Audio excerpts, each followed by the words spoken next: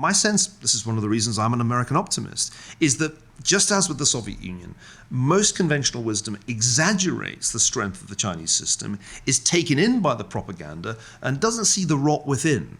My optimism tells me that the Chinese system is in much bigger trouble than most people in the West realize.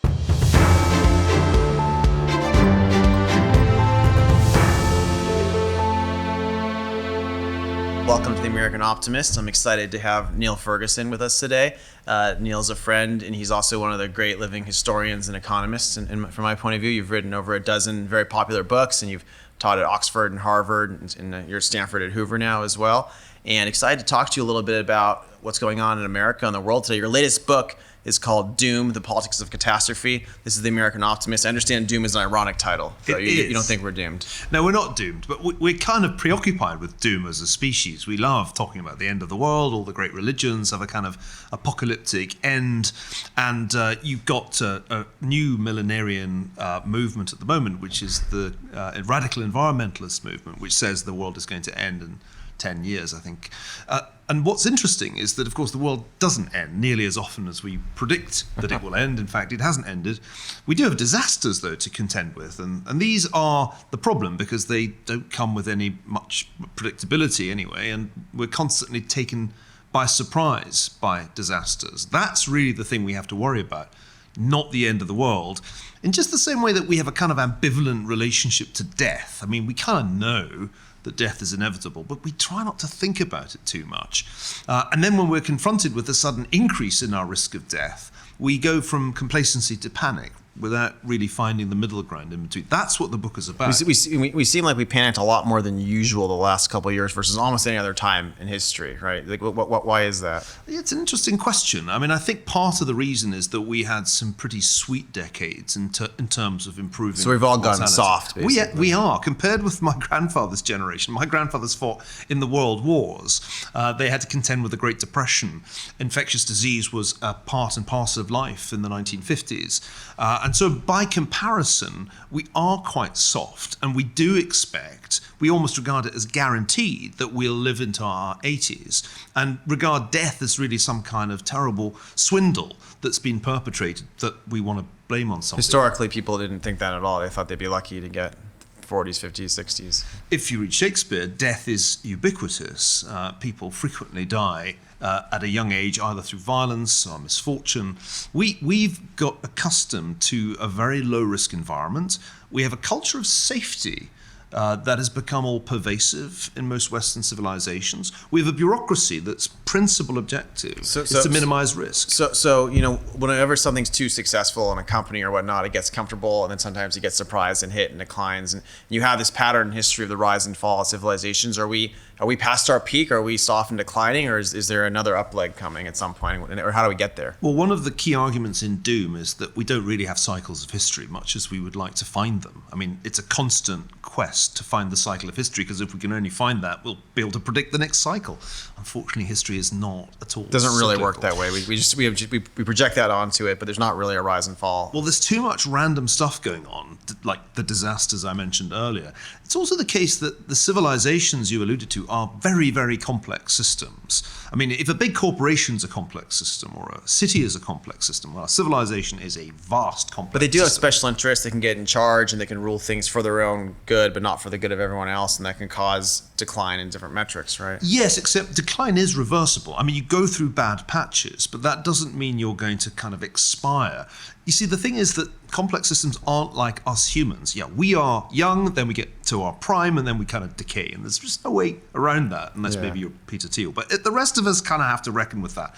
That's not how complex systems work. They can last a very, very long time and seem to be in equilibrium, and then a very small perturbation causes them to fall apart. So the key thing to recognize is that the real pattern in history is not rise to zenith and then gradual decline. It's quite different from that. A complex system can have a rough patch, then it can stabilize, it can seem to be in equilibrium, and then it can fall apart very suddenly. That's a completely different way of thinking about things, but I think it's much more an accurate description of how civilizations have fared. There is no average lifespan of a civilization. So you had a book called The Great Degeneration, and you talked about how a lot of our a lot of our institutional decay with our education system and with other things that are kind of degenerating in America, and obviously we're talking a lot about the need to build new institutions. So how does that fit into that point of view? Because you are seeing some decay that we need to counter in some of these areas. The reason I wrote The Great Degeneration is that it's fixable, but we do have to recognize the pathologies. If you have an excessively interventionist, regulatory, bureaucratic state, you will end up with suboptimal outcomes. Yep. If you allow public finances to become essentially transfers from the young generation to the older, that too will be dysfunctional. We are giving all our money from the young to the old right now. Exactly. So the Great Degeneration tried to identify the things that were going wrong with the United States and to suggest that they were fixable, because if you think declinism is just the way it works, you're going to be fatalistic. The truth is, to give another example, the British Empire had some very rough patches. You might have thought between Yorktown and the Battle of Jena that it was game over, but actually its greatest years lay ahead of it. And I think the United States is in a similar position. It can choose to decline and fall by making the wrong decisions, but it's certainly not too late to fix the pathologies of the administrative state or of a completely skewed system of public finance. How do we fix it? Are there new platforms or technologies, or what are the ways we fix these things? I think technology is crucial, and I don't say that just because you're in the technology business. When I look around the world and ask for good governance, who is doing this well? Who, for example, handled the COVID crisis well? Interestingly, it was the very tech-savvy Taiwanese government, which has its own technology minister, the amazing Audrey Tang, that was able very quickly to figure out how to do mass testing, had a contact tracing system they didn't even need to use last year because they did such a good job of containing the virus. I think technology is the way we get away from the 20th century bureaucratic system, which I think has now become a real impediment to the stable functioning of the United States, to something that's much more responsive to citizens' needs. And Yep. Audrey Tang said to me just the other day on the phone, the key is to use technology to empower citizens, not to empower the state, not to empower the bureaucracy. I agree. There's a lot of processes of the regulatory state and bureaucracy and otherwise that could be encoded in technology and become more dynamic and transparent. Exactly. That's the idea. And empower citizens, give them a sense that, in fact, the government is there to serve them, which, of course, when a bureaucracy takes over, it's not. So maybe related to this, going back to things that are functional, when you in your book Civilization, you attribute the rise of Western civilization to 6 killer apps, right? So it's stuff like competition, the scientific method, the rule of law, modern medicine, and consumerism and work ethic, I think. That's right. And cheating. I thought I was the only person I could remember this. Cheating because I have notes, but are those still killer apps that are still really key, and have any of those broken because of some of these things that are breaking things? Are there ways we can reinvigorate them? Part of the point of writing Civilization was to show that it's basically open source, and Yep. any civilization. A lot of people copied ours, basically. It's totally downloadable, and once the Chinese figured that out, they downloaded at least 4 of those killer apps. They didn't really want political competition, and they definitely don't want the rule of law, because the Chinese Communist Party can't survive with those things. Yeah. But the other stuff, the scientific method and so forth, the consumer society, they were very happy to download, and they have the work ethic in a great quantity now. Do we still have all 6 of those? No, or are we I missing? think we have a problem, and I think our operating system looks increasingly like it needs to be renewed, because we need more competition. I think basically. yes, we have in some domains at least much less competition than would be healthy, and I think that's a good example. The rule of law is really the rule of lawyers now. It's very expensive to use the US legal system. There's a great deal of abuse of tort law, and so we don't really have the rule of law in its original common law design. And I guess you're missing a scientific method too if you can't openly debate and discuss things in common. Exactly. I mean, science emanates from free thought, free speech, the readiness to use experimental method to test out hypotheses that might seem nuts. All of that's become much harder because our educational system has been captured now almost from the very bottom, from kindergarten to grad school, by an ideology which is profoundly hostile to the scientific method and increasingly regards science itself as some kind of manifestation of white supremacy. Yeah, and I guess work ethic's pretty strong in some parts of our society. I guess if you pay people not to work, that challenges that aspect as well. Yeah, the work ethic's pretty crucial. 100 years ago, people thought that there was some kind of natural monopoly on the work ethic in North America. Max Weber thought that the Protestant ethic was the key, and that turned out to be wrong. Now the really hard workers are very often They're in East Asians. India and China and other places. But they can come here and work just as hard and be hugely Well, productive. you and I are working pretty hard most of the time. Well, it's not like you can't can't work hard in the United States. But what we're doing, and it's very unfortunate, is creating a series of poverty traps for people at the lower end of the income distribution. And it seems like the Biden administration is just going to add to these systems of entitlement that end up, in fact, trapping people in the bottom quintile. So how do we fix it? What should they be doing instead of spending $4 trillion doing whatever they're doing? If you were in charge, what would we be doing to reboot these apps? Well, I mean, I'll give you an example. Emergency spending when you've got a pandemic and you've locked down the economy because you screwed up the first 2 months of the pandemic, you need to do that.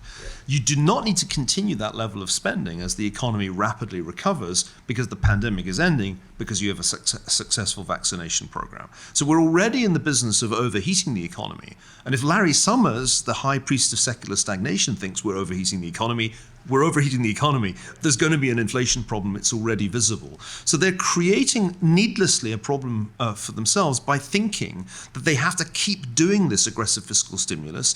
And I think the reason they're doing that is that they see the opportunity to expand the federal government to an even larger share of GDP. They talk about infrastructure. I'm very skeptical that the investments, such as they are, will significantly increase the productive capital of the United States.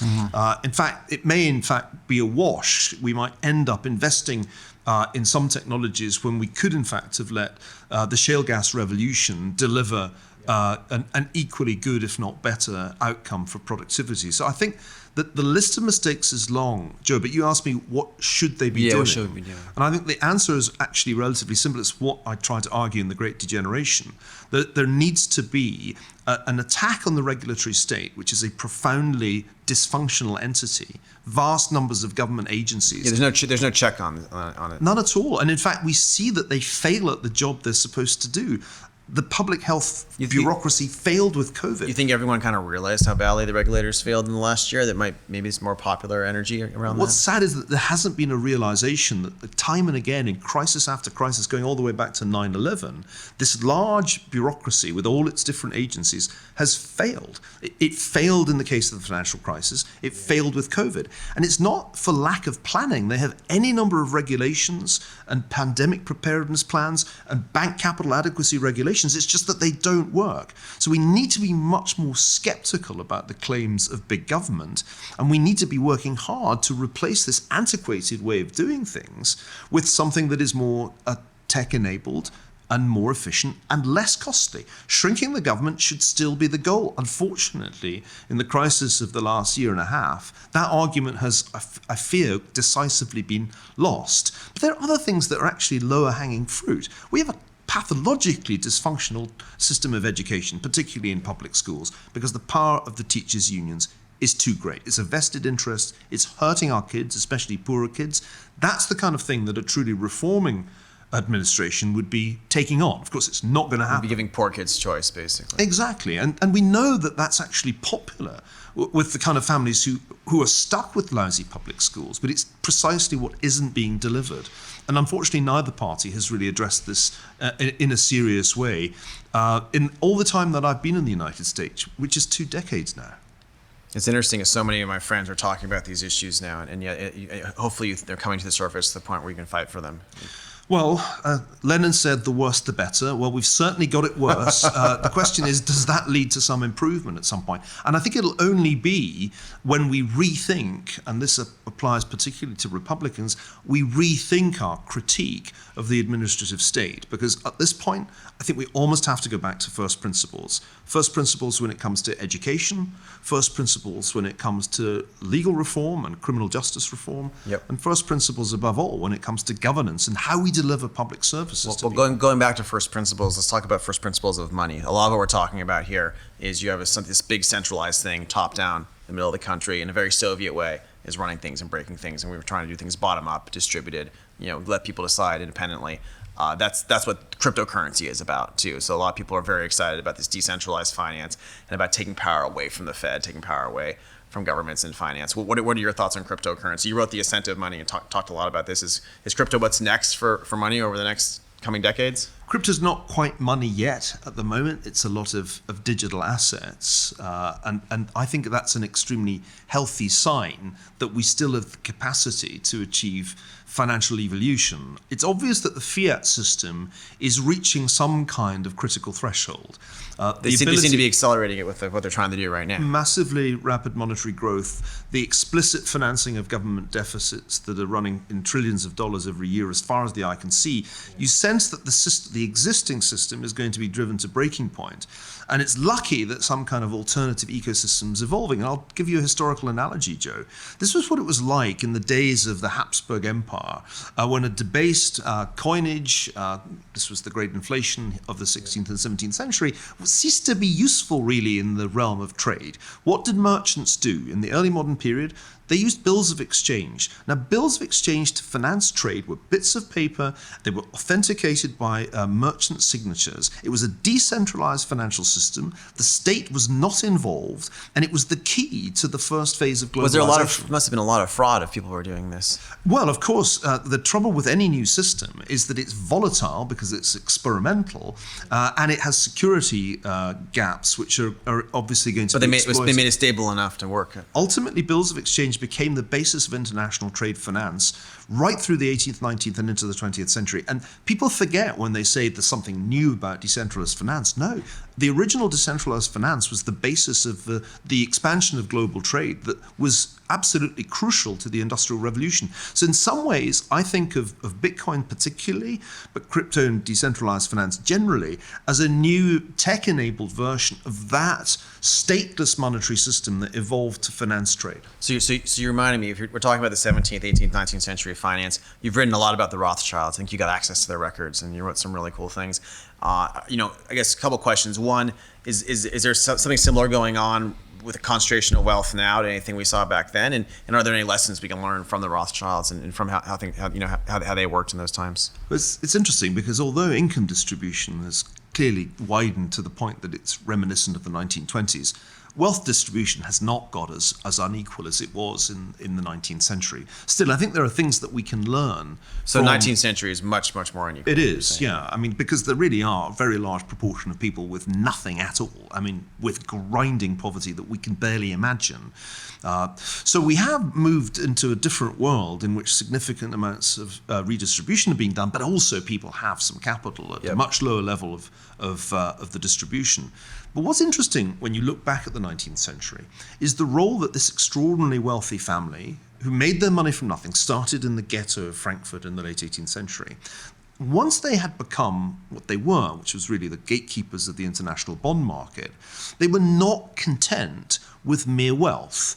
And I'm fascinated, it was one of the things that motivated me to write the book, by the extraordinarily creative way that the Rothschilds engaged in philanthropy. They did an immense amount to promote the cause of Jewish emancipation. Mm-hmm. They thought of themselves as kind of informally the Jewish royal family. Yep. And this was an enormously important achievement at a time when Jews had very, very limited rights and were subject to all kinds of discrimination. So they did a lot of work to help Jews get more rights in different countries. That's right. But they also did a great deal of philanthropic work that was general and therefore available to the non-Jewish community. So I think the lesson when I look back on that book is, first of all, they're part of a massive financial network that's absolutely crucial to making a global economy possible and spreading industrial technology to the wider world. Yeah, their information networks back then were pretty impressive. Yeah. Absolutely. It was one of the keys to their success. But their real historical significance is not just that they made a lot of money.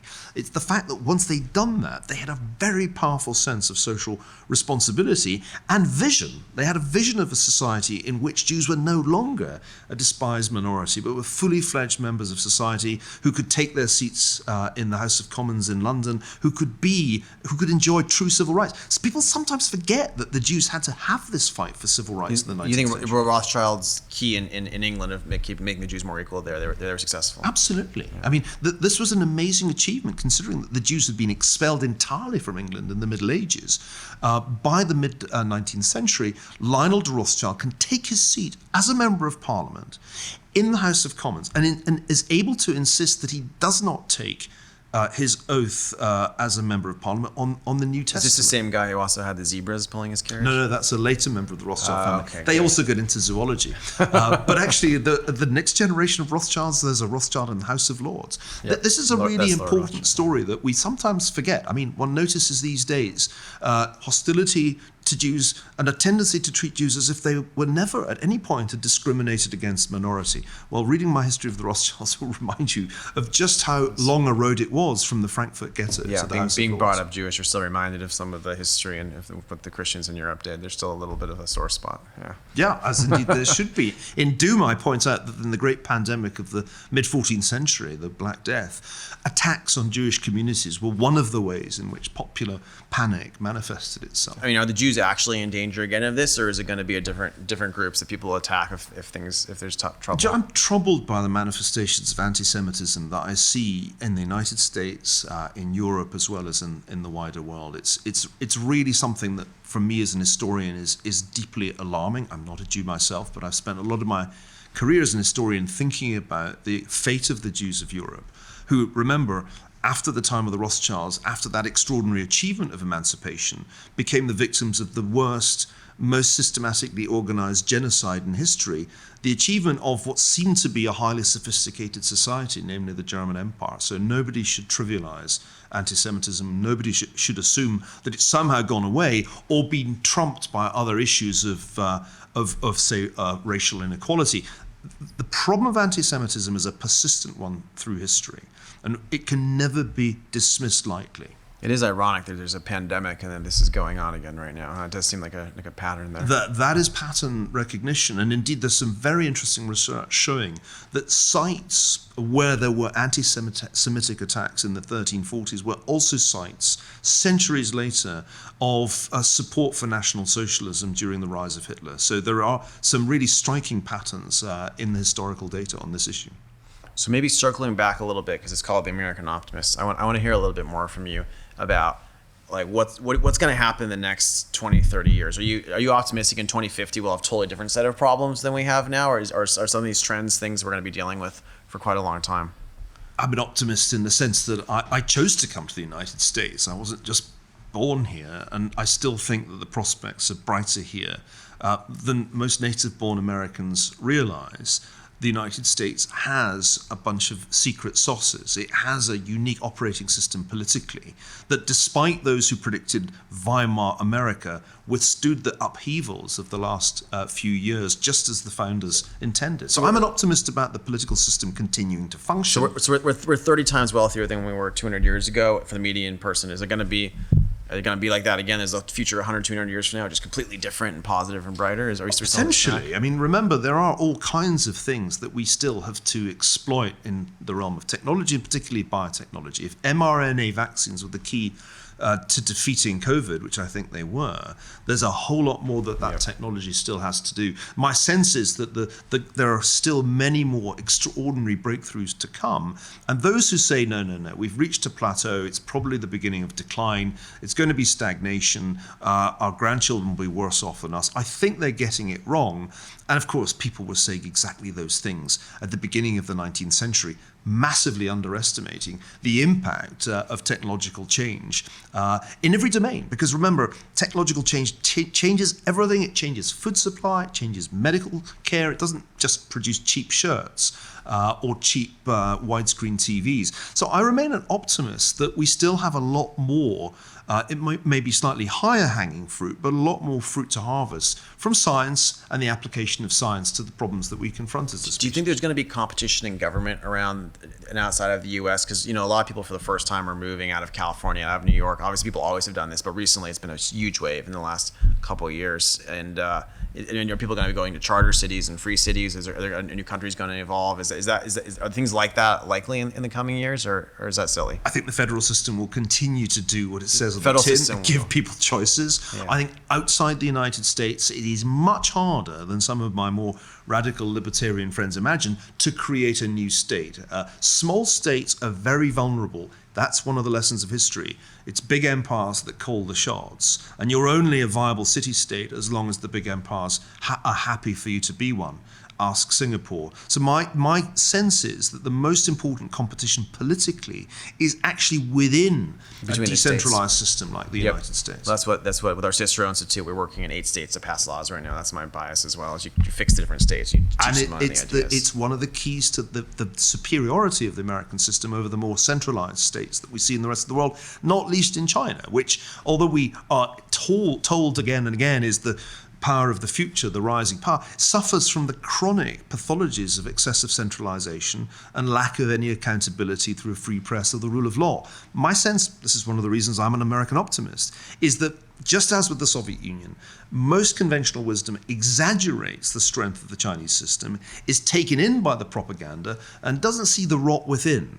My optimism tells me that the Chinese system is in much bigger trouble than most people in the West realize. And the reason for that is that it is inherently impossible for one man at the head of one party to run such a large proportion of humanity with the ideology of Marxism-Leninism, even if it is tempered by He's some not really a forces. Marxist and Leninist, is he? Isn't he like some kind of fascist capitalist? Well, I actually think that Marxism-Leninism is much more important to Xi Jinping than most Western observers realize. I mean, they are still reading Marx and Engels on the Politburo Standing Committee.